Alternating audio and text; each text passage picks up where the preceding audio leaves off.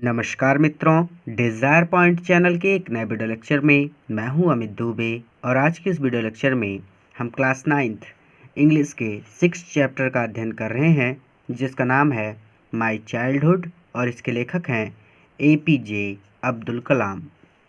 इस चैप्टर में आगे बढ़ने से पहले मैं आपसे एक छोटा सा प्रॉमिस करता हूँ कि जब ये वीडियो लेक्चर कंप्लीट होगा तो आपके लिए ये चैप्टर धुआं होने वाला है, यानी बहुत ही बारीकी से और बहुत ही सरल शब्दों में मैं आज आपको ये चैप्टर पढ़ाने वाला हूँ। और आज के बाद ये चैप्टर आपके लिए बहुत ही ज़्यादा आसान हो जाएगा। चलिए सबसे पहले चैप्टर के टाइटल की बात करें तो इस चैप्टर का नाम है माई चाइल्डहुड।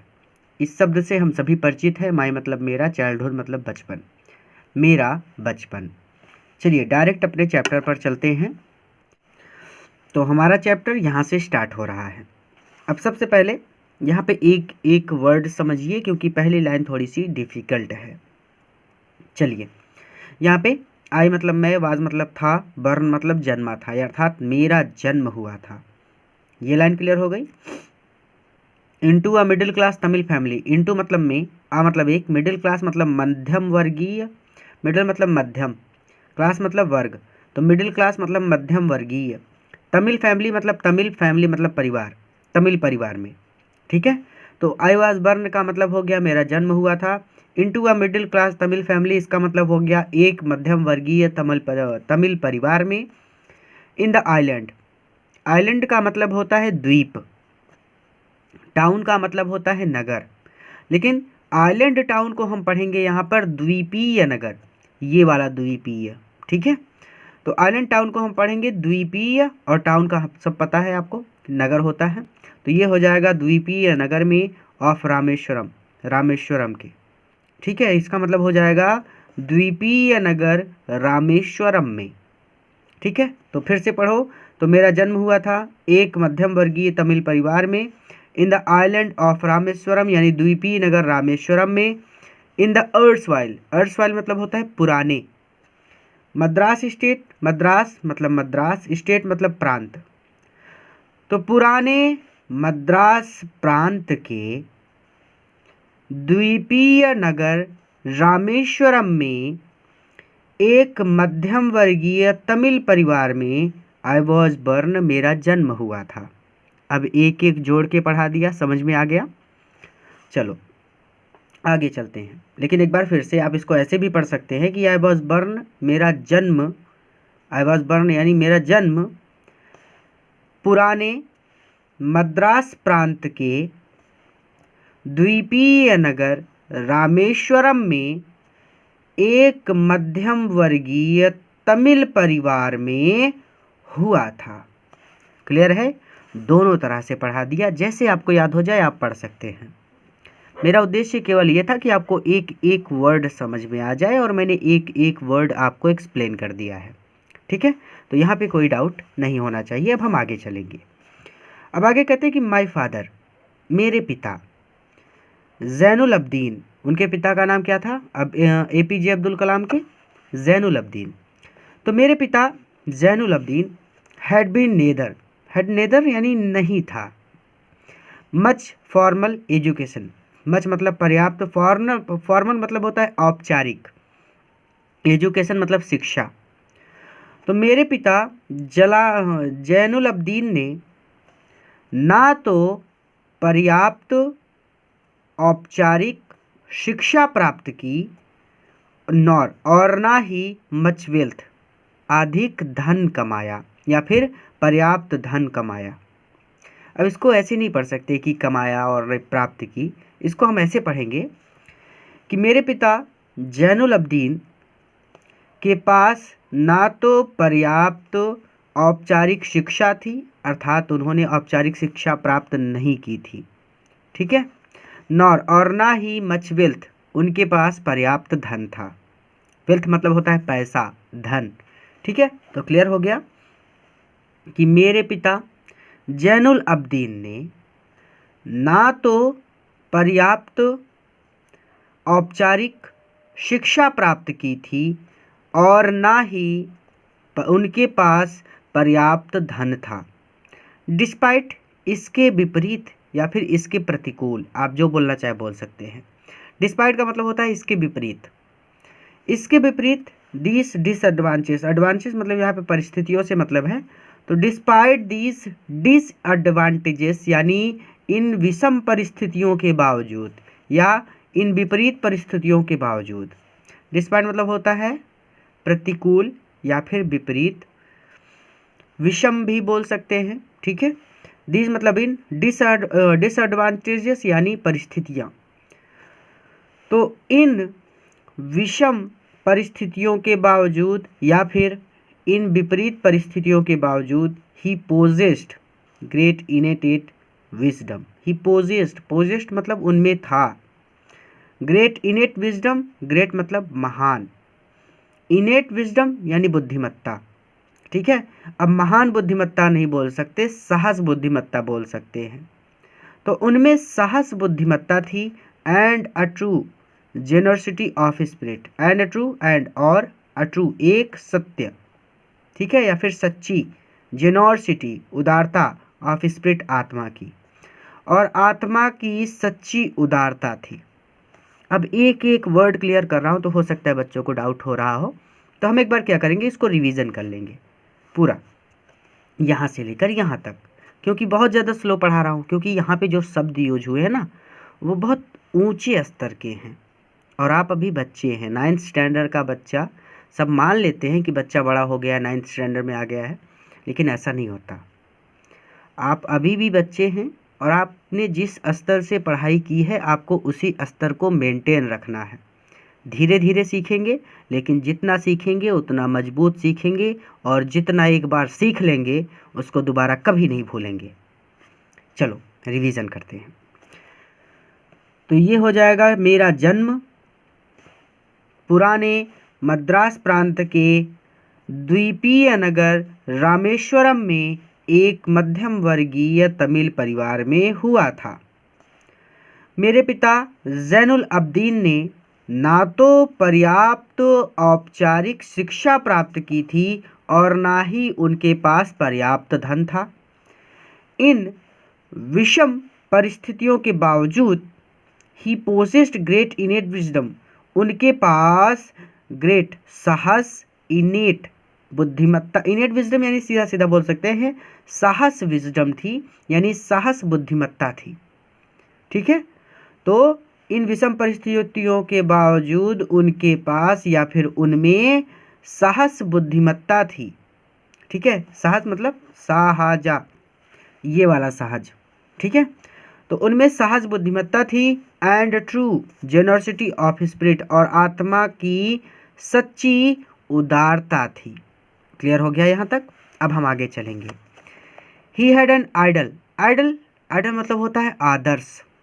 तो ही हैड उनके पास थी, एन आइडल एक आइडल यानी उनके पास एक आदर्श हेल्पमेट संगिनी थी या फिर जीवन संगिनी थी, इन माय मदर मेरी माँ थी। यानी यहाँ पे है कि ही हैड एन आइडल, इसको लिख लेते हैं। तो ही हैड एन आइडल, उनके पास एक आदर्श हेल्पमेट संगिनी के रूप में माय मदर मेरी माँ थी, ठीक है। तो उनके पास एक आदर्श संगिनी के रूप में मेरी माँ थी या फिर उनके पास एक आदर्श जीवन संगिनी के रूप में मेरी माँ थी, आशी अम्मा, यानी उनका नाम क्या था? आशी अम्मा। तो हम इसको ऐसे पढ़ सकते हैं कि हम एक तरह से ऐसे पढ़ सकते हैं इसको कि उनके पास एक आदर्श संगिनी के रूप में मेरी माँ थी और मेरी माँ का नाम आशी अम्मा था। दूसरा तरीका, उनके पास एक आदर्श संगिनी के रूप में मेरी माँ आशी अम्मा थी। जैसे पढ़ना चाहे आप पढ़ सकते हैं। I do not recall, I do not recall, recall मतलब होता है याद। तो आई डू नॉट रिकॉल मुझे याद नहीं है। द एग्जैक्ट मतलब सही, नंबर मतलब संख्या, सही संख्या ऑफ पीपल उन लोगों की, सी जिन्हें फेड वहाँ भोजन कराती थी, एवरीडे प्रत्येक दिन। तो मुझे उन लोगों की सही संख्या याद नहीं है जिन्हें वहाँ प्रतिदिन भोजन कराती थी। But I am quite certain, but लेकिन आई एम क्वाइट सर्टेन मुझे पक्का विश्वास है। बट लेकिन I am quite certain, I am quite certain का मतलब होता है मुझे पक्का विश्वास है। दैट की फॉर मोर, कहीं ज़्यादा। फार मोर मतलब होता है बहुत ज़्यादा या फिर कहीं ज़्यादा। आउटसाइडर मतलब बाहर के लोग। एट विथ अस, एट मतलब भोजन करते थे, विथ अस मतलब हमारे साथ। तो इतने का मतलब समझ में आ गया कि लेकिन मुझे पक्का विश्वास है कि कहीं ज़्यादा बाहर के लोग हमारे साथ भोजन करते थे। अभी भागो मत, टेंशन मत लो, अभी एक एक वर्ड समझा रहा हूँ।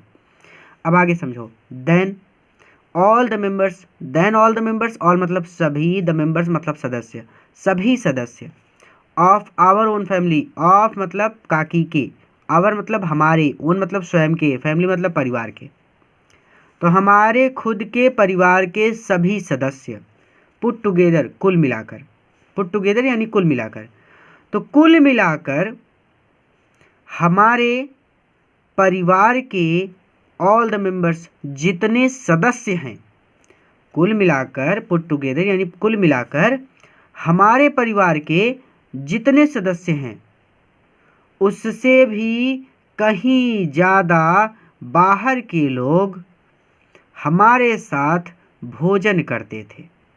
क्लियर हो गया? एकदम ख़त्म।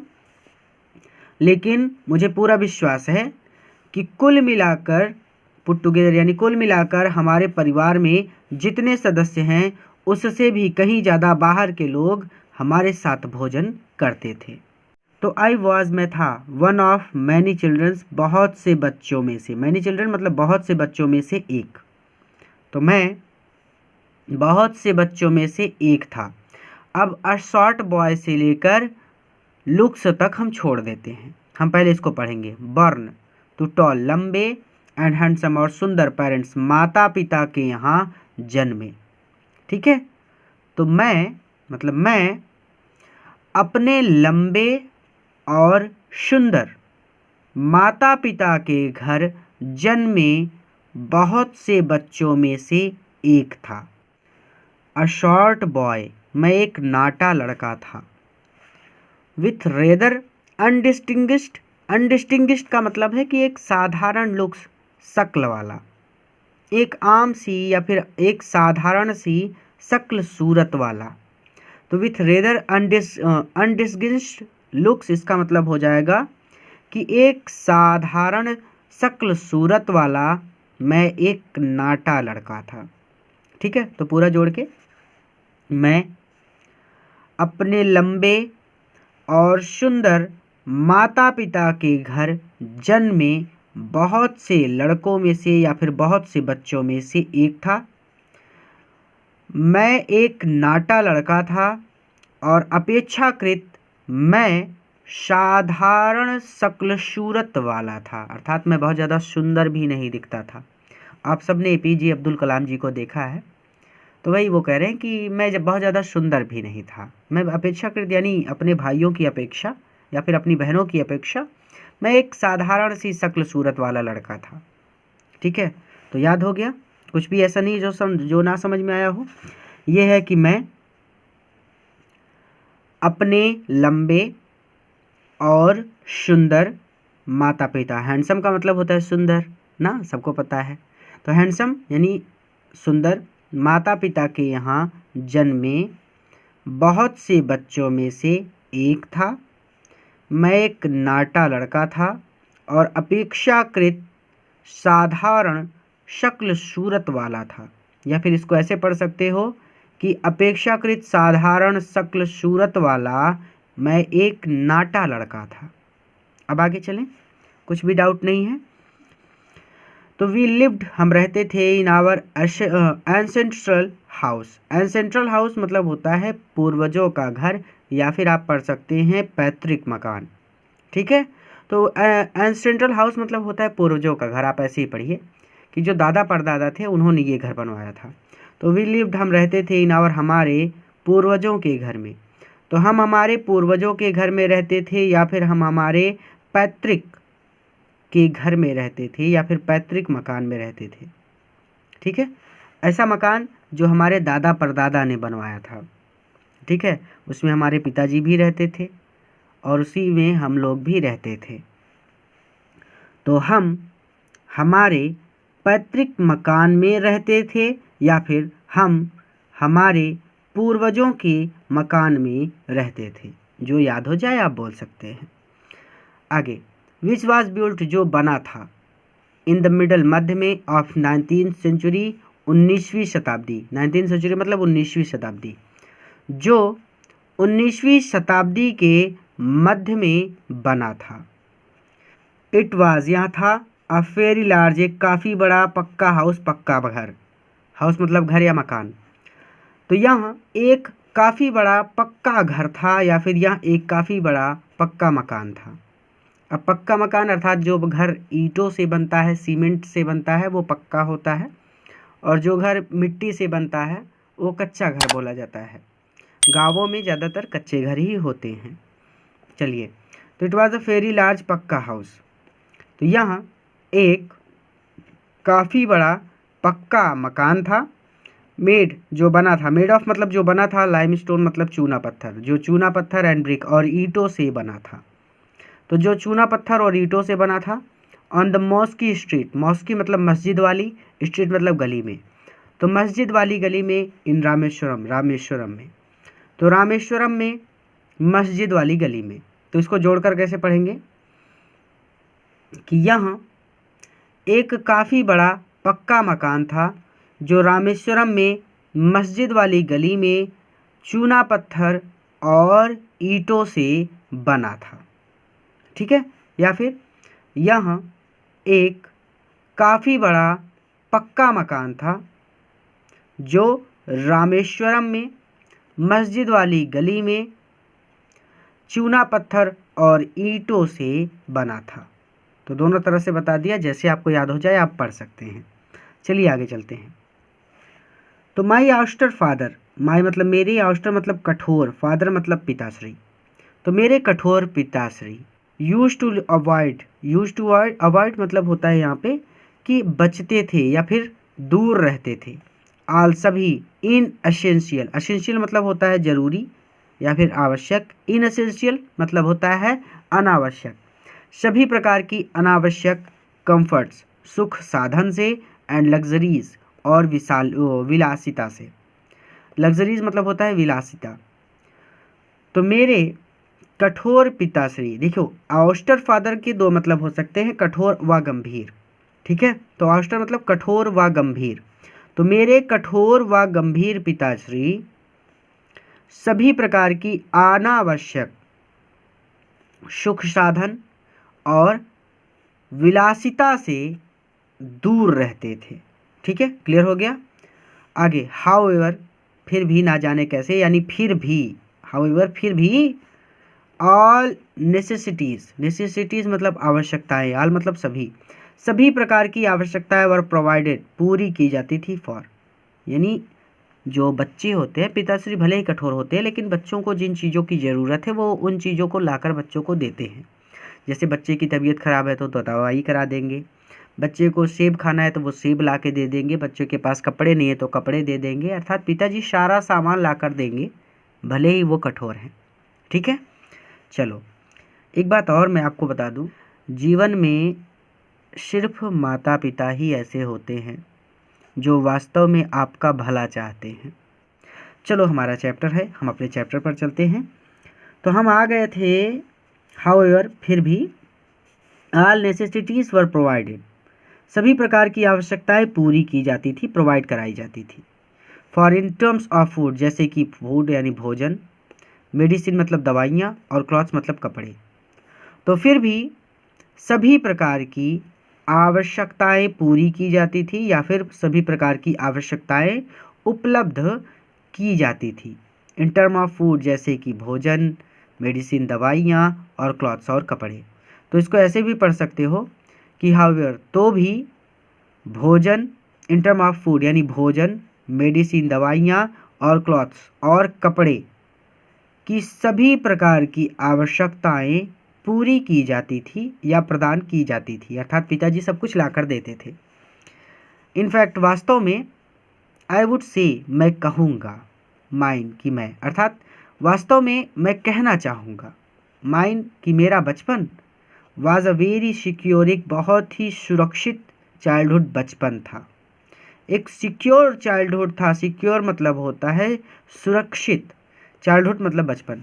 तो वास्तव में मैं कहना चाहूँगा कि मेरा बचपन बहुत ही सुरक्षित बचपन था, बोथ दोनों प्रकार से, मटेरियली यानी भौतिक रूप से, एंड इमोशनली और भावनात्मक रूप से। तो वास्तव में मैं कहना चाहूँगा, वास्तव में मैं कहना चाहूँगा कि मेरा बचपन दोनों तरह से यानी भौतिक रूप से और भावनात्मक रूप से दोनों प्रकार से सुरक्षित था, पहला तरीका।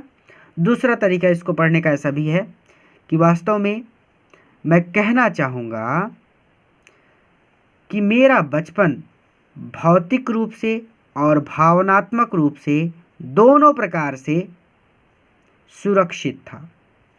तो चलो एक बार फिर से रिवीजन कर लेते हैं ताकि कोई डाउट शेष ना बचे। तो मैं अपने लंबे और सुंदर माता पिता के घर जन्मे बहुत से बच्चों में से एक था। मैं अपेक्षाकृत साधारण शक्ल सूरत वाला एक नाटा लड़का था। हम हमारे पूर्वजों के मकान में रहते थे या फिर हम हमारे पैतृक मकान में रहते थे जो 19वीं शताब्दी में बना था। यह काफ़ी बड़ा पक्का मकान था जो रामेश्वरम में मस्जिद वाली गली में चूना पत्थर और ईंट से बना था। मेरे कठोर और गंभीर पिताश्री, तो मेरे कठोर और गंभीर पिताश्री सभी प्रकार की अनावश्यक या फिर सभी प्रकार के अनावश्यक सुख साधन और विलासिता से दूर रहते थे। फिर भी सभी प्रकार की आवश्यकताएं पूरी की जाती थी, जैसे कि भोजन, दवाइयाँ और कपड़े। अब इसको ऐसे भी पढ़ सकते हो, फिर भी भोजन, दवाइयाँ और कपड़े की सभी प्रकार की आवश्यकताएं उपलब्ध कराई जाती थी या फिर पूरी कराई जाती थी। वास्तव में मैं कहना चाहूँगा कि मेरा बचपन दोनों प्रकार से यानी भौतिक रूप से और भावनात्मक रूप से दोनों प्रकार से सुरक्षित था, या फिर वास्तव में मैं कहना चाहूँगा कि मेरा बचपन भौतिक रूप से व भावनात्मक रूप से दोनों प्रकार से सुरक्षित था। तो आज के इस वीडियो में हम यहीं तक पढ़ेंगे, क्योंकि मैं चाहता हूं कि आपको इस चैप्टर से थोड़ा सा लगाव हो जाए, क्योंकि इस चैप्टर में ऐसे वर्ड यूज किए गए हैं जिनको आपने पहले कभी भी नहीं पढ़ा है। ठीक है, तो हमारा उद्देश्य है कि इस चैप्टर से आपको थोड़ा सा लगाव हो जाए और इस चैप्टर के शब्दों की थोड़ी सी आपकी आदत बन जाए, तो हम इसके आगे चलेंगे। क्योंकि आगे और भी कठिन शब्द हैं जिन्हें हमें बहुत ही आसान शब्दों में समझना है, ताकि हमें दोबारा कभी भी इस चैप्टर को पढ़ने की ज़रूरत ना पड़े। तो इसके आगे हम अगले लेक्चर में पढ़ेंगे। अगला पार्ट पाने के लिए आपको YouTube पर सर्च करना है माई चाइल्डहुड और उसके आगे जोड़ देना है डिज़ायर पॉइंट। और जैसे ही आप ये लिख कर डिज़ायर पॉइंट यानी माई चाइल्डहुड डिज़ायर पॉइंट जैसा कि नीचे आ रहा है, ऐसे लिख कर आप YouTube पर सर्च करेंगे तो आपको इसका सेकंड पार्ट मिल जाएगा, या फिर आप हमारे चैनल को सब्सक्राइब कर लीजिए और जैसे ही मैं इसका सेकंड पार्ट अपलोड करूं आपको इसका सेकंड पार्ट मिल जाए। दोनों तरीके हैं, दोनों तरीके में से जो तरीका आपको अच्छा लगे आप अपना सकते हैं। एक काम आपको करना है कि इस वीडियो को अपने मित्रों के साथ भी ज़रूर शेयर करना है ताकि वो भी इससे लाभ ले सके, क्योंकि ये चैप्टर थोड़ा सा हार्ड है और बाकी के सभी बच्चे भी इसे बड़ी मुश्किल से पढ़ रहे होंगे और रट्टा मारने का प्रयास कर रहे होंगे। तो ये आपका उद्देश्य है कि आपका मित्र भी इस चैप्टर को आसान शब्दों में समझ सके, इसलिए आपको ये वीडियो अपने मित्रों के साथ भी ज़रूर शेयर करना है ताकि वो भी इससे लाभ ले सकें। अगले वीडियो लेक्चर में हम इसके सेकंड पार्ट का अध्ययन करेंगे। पूरा वीडियो देखने के लिए धन्यवाद। और आपको एक काम ये भी करना है कि जितना पढ़ाया है उतना खुद से पढ़ लेना है ताकि इस चैप्टर की थोड़ी सी आपको आदत हो जाए। इस वीडियो में इतना ही, इसके आगे अगले पार्ट में हम पढ़ेंगे। पूरा वीडियो देखने के लिए धन्यवाद। इसके सेकंड पार्ट के साथ मैं आपसे बहुत जल्द मिलूँगा।